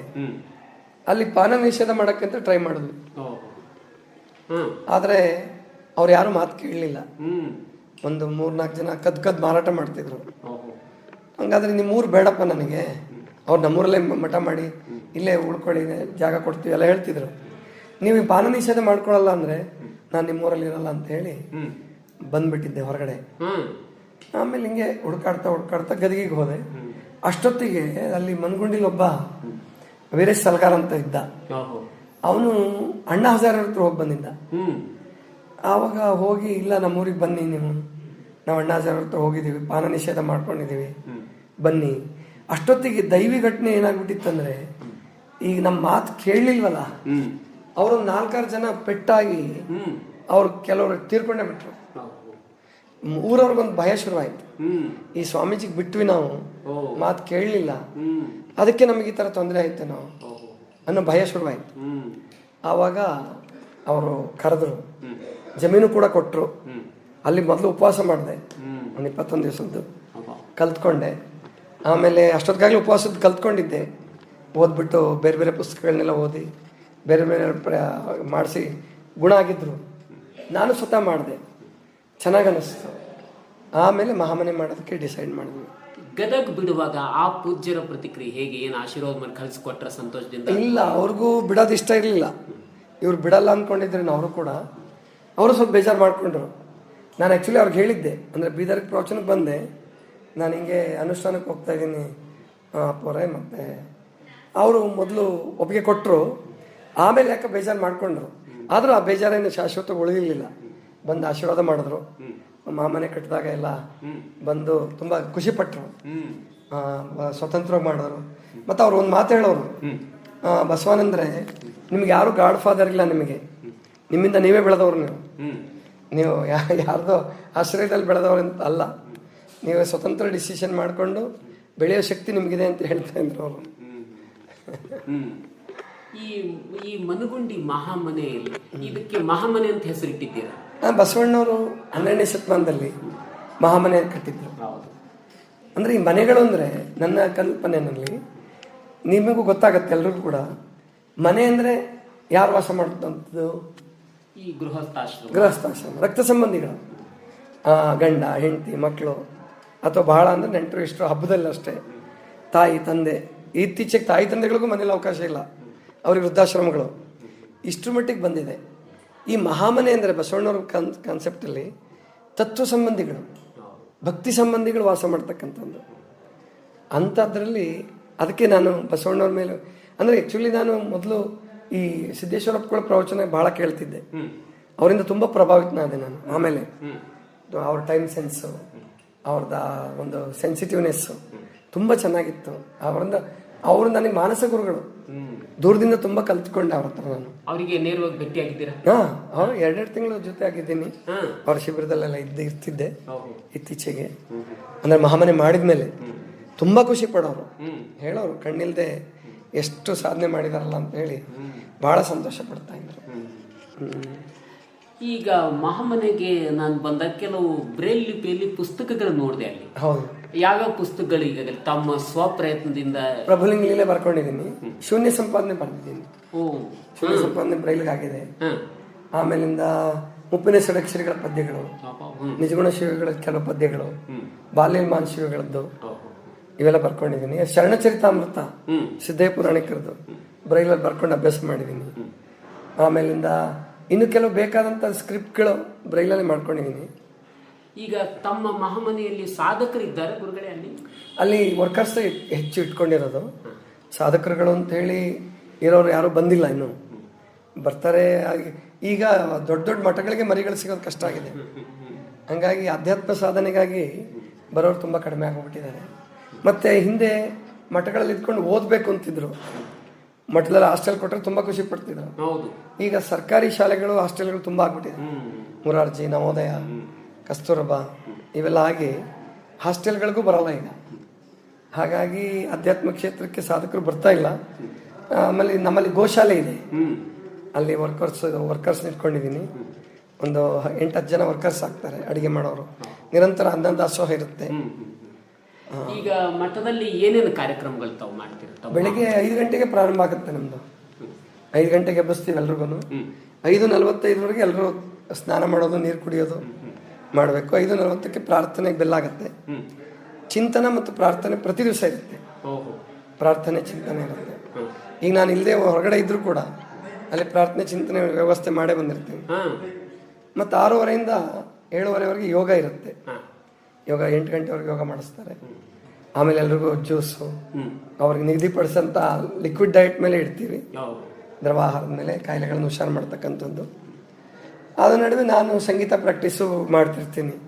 ಅದರಲ್ಲಿ ನನಗೆ ಪ್ರಾಣಾಯಾಮ ಆಗುತ್ತೆ, ಯೋಗ ಆಗುತ್ತೆ, ಎಲ್ಲ ಆಗೋಗ್ಬಿಡುತ್ತೆ. ಅಲ್ಲಿ ಪ್ರಕೃತಿ ಚಿಕಿತ್ಸೆನೂ ಕೂಡ ತಾವು ಮಾಡ್ತೀರಾ ಅಂತ ತಿಳಿದು? ಹೌದು, ಅದೇ ಲಿಕ್ವಿಡ್ ಡಯಟ್ ಅಂತ ಹೇಳಿದ್ನಲ್ಲ, ಅದು ಪ್ರಕೃತಿ ಚಿಕಿತ್ಸೆ ಒಂದು ಭಾಗನೇ. ಈಗ ಈ ಮಹಾಮನೆಯ ಮೂಲಕವಾಗಿ ಮತ್ತು ತಮ್ಮ ಇಡೀ ಈ ಆಧ್ಯಾತ್ಮಿಕ ಜೀವನದಲ್ಲಿ ಮುಂದಿನ ಸಾಧನೆ ಏನಿದೆ? ತಮ್ಮ ಎದುರುಗಡೆ ಏನ್ ಮಾಡ್ಬೇಕು ಅಂದ್ಕೊಂಡು? ಈಗ ಅಲ್ಲಿ ನಮ್ಮ ಒಂದು 11 ಎಕರೆ ಜಮೀನು ತಗೊಂಡಿದ್ದೀವಿ. ಅಲ್ಲಿ ನಿಮ್ಮ ಸ್ವಂತ ಪ್ರಯತ್ನ? ಹೌದು. ಅಲ್ಲಿ ನಮ್ಮ ಇನ್ನೊಬ್ರು ಟ್ರಸ್ಟಿ ಒಬ್ರು ಇದ್ದಾರೆ, ಒಂದು ಟ್ರಸ್ಟ್ ಮಾಡ್ಕೊಂಡಿದ್ದೀವಿ, ಶ್ರೀ ಗುರು ಬಸವ ಮಹಾಮನೆ ವಿಶ್ವಸ್ತ ಮಂಡಳಿ ಅಂತ ಹೇಳಿ. ಅಲ್ಲಿ ಒಬ್ರು ಮಾರುತಿ ಅಂತ ಹೇಳಿ, ಅವರು ತುಂಬ ಒಳ್ಳೆ ಡೆಡಿಕೇಟೆಡ್, ಅವರ ಪ್ರಯತ್ನನೂ ಎಲ್ಲ ಇರುತ್ತೆ. ಅಲ್ಲಿ ಅಕ್ಕನಾಗಮ್ಮ ತಪೋವನ ಅಂತ ಮಾಡ್ಬೇಕು ಅಂದ್ಕೊಂಡಿದ್ದೀವಿ. ಸಾಧಕರಿಗೋಸ್ಕರನೇ ಹಣ್ಣಿನ ಗಿಡಗಳೇ ಅಲ್ಲಿ, ಹಣ್ಣು ಮತ್ತು ತರಕಾರಿಗಳಿಗೆ ಮೀಸಲು. ಯಾಕೆ ನಮ್ಮ ಚಿಕಿತ್ಸೆಗೆ ಅದು ಕೂಡ ಬೇಕು. ಅದಕ್ಕೋಸ್ಕರ ಅಕ್ಕನಾಗಮ್ಮ ಅಂದರೆ ಚನ್ನಬಸವಣ್ಣವ್ರ ತಾಯಿ. ಆ ಕಡೆ ಭಾಗದಲ್ಲಿ ಚನ್ನಬಸವಣ್ಣವ್ರು ಇರೋದ್ರಿಂದ ಅಕ್ಕನಾಗಮ್ಮ ಭಾಳ ದೊಡ್ಡ ಸಾಧಕರು. ಅದರಿಂದ ಅವರ ಹೆಸರಲ್ಲಿ ಒಂದು ತಪೋವನ ಮಾಡಬೇಕು ಅಂದ್ಕೊಂಡಿದ್ದೀವಿ. ಈಗ ಈ ಪ್ರವಚನಕ್ಕೆ ಅಲ್ಲೆಲ್ಲ ಹೋಗ್ತಾ ಇರ್ತೀರಾ, ಆಮೇಲಿಂದ ನೀವು ಈಗ ತಾವು ಒಬ್ಬ ದೃಷ್ಟಿ ದಿವ್ಯಾಂಗರಾಗಿ, ವಿಶೇಷ ಚೇತನರಾಗಿ ಆ ಕ್ಷೇತ್ರಕ್ಕೆ ಏನಾದರೂ ಕೊಡುಗೆ ಯಾರಾದ್ರೂ ಬರ್ತಾ ಇರ್ತಾರ ತಮ್ಮಲ್ಲಿ, ಅಥವಾ ಅವರು ಹೇಗೆ? ಇತ್ತೀಚೆಗೆ ಮೊನ್ನೆ ಬಸವ ಜಯಂತಿಗೆ ಒಂದು 10 ಜನ ಕರೆಸಿದ್ದೆ. ಸಂಗೀತ ಇಟ್ಕೊಳ್ತಿರ್ತೀವಿ, ಆಮೇಲೆ ಬೇರೆ ಬೇರೆ ಕಾರ್ಯಕ್ರಮಗಳೆಲ್ಲ ಇಟ್ಕೊಳ್ತಿರ್ತೀವಿ. ಆ ಹಳೆ ನಮ್ಮ ಬಳಗ ಏನಿದೆ ಅವ್ರನ್ನ ನಾನು ಬಿಟ್ಟಿಲ್ಲ, ಮಾತಾಡ್ತಿರ್ತೀವಿ. ಅವರು ತಮ್ಮ ಕಷ್ಟ ಸುಖಗಳು ಹೇಳ್ಕೊಳ್ತಾರೆ, ಆರೋಗ್ಯದ ಬಗ್ಗೆ ಗೈಡ್ ಮಾಡ್ತಿರ್ತೀನಿ, ಖುಷಿ ಪಡ್ತಾರೆ ಅವರೆಲ್ಲ. ಆ ಥರ ಸಂಪರ್ಕ ಇದೆ. ಶ್ರೋತೃಗಳೇ, ಇದುವರೆಗೂ ನಮ್ಮ ಶ್ರೀ ಪೂಜ್ಯ ಬಸವಾನಂದ ಮಹಾಸ್ವಾಮಿಗಳು ಮಹಾಮನೆ ಮನಗುಂಡಿ ಇದರ ಅಧ್ಯಕ್ಷರು ಮತ್ತು ಈಗಾಗಲೇ ಆಧ್ಯಾತ್ಮಿಕ ಕ್ಷೇತ್ರದಲ್ಲಿ ಸಾಕಷ್ಟು ವಿಶೇಷ ಸಾಧನೆಯನ್ನು ಮಾಡಿರುವ ಪೂಜ್ಯ ಶ್ರೀ ಬಸವಾನಂದ ಸ್ವಾಮೀಜಿಯವರು ತಮ್ಮ ಜೀವನ ನಡೆದು ಬಂದ ಈ ಆಧ್ಯಾತ್ಮಿಕ ಯಾತ್ರೆಯನ್ನು ಕುರಿತಾಗಿ ತಮ್ಮ ವಿಶೇಷ ಅನುಭವವನ್ನು ಹಂಚಿಕೊಂಡಿದ್ದಾರೆ. ಕೇಳುಗರೆಲ್ಲರ ಪರವಾಗಿ ಅವರಿಗೆ ಶರಣಾರ್ಥಿಗಳನ್ನು ಸಲ್ಲಿಸ್ತಾ ಇದ್ದೇವೆ. ಶರಣಾರ್ಥಿಗಳು. ನಿಮ್ಮ ನಿಮ್ಮ ಈ ಪ್ರೀತಿಗೋಸ್ಕರ ನಾನು ತುಂಬ ಆಭಾರಿ. ನೀವು ಒಳ್ಳೆ ಸಾಧನೆ ಕೂಡ ಮಾಡಿದ್ದೀರ ಸರ್. ಪ್ರಾಧ್ಯಾಪಕರಾಗಿ ಒಬ್ಬರು ನಮ್ಮ ಶರಣಬಸವೇಶ್ವರ ರೇಡಿಯೋ ಏನು ಅಂತರ್ವಾಣಿಯ ಕಾರ್ಯಕ್ರಮ ಮುಖ್ಯಸ್ಥರಾಗಿ ಒಳ್ಳೆ ಕೆಲಸ ಮಾಡ್ತಿದ್ದಾರೆ ಸರ್. ನಿಮಗೂ ದೇವರು ಆಯುರ ಆರೋಗ್ಯ ಸಕಲ ಸಂಪತ್ತನ್ನು ಕೊಟ್ಟು ಕಾಪಾಡಲಿ, ನಿಮ್ಮ ಸಾಧನೆ ಹೀಗೆ ನಡೀಲಿ ಅಂತ ಹೇಳಿ ನಾನು ಹಾರೈಸ್ತೀನಿ. ಎಲ್ಲ ಶ್ರೋತೃಗಳಿಗೂ ಕೂಡ ಒಳ್ಳೆ ಶುಭವನ್ನು ಹಾರೈಸಿ ನನ್ನ ಮಾತುಗಳನ್ನು ಮುಗಿಸೋಣ ಸರ್. ಶರಣಾರ್ಥಿ ಸರ್.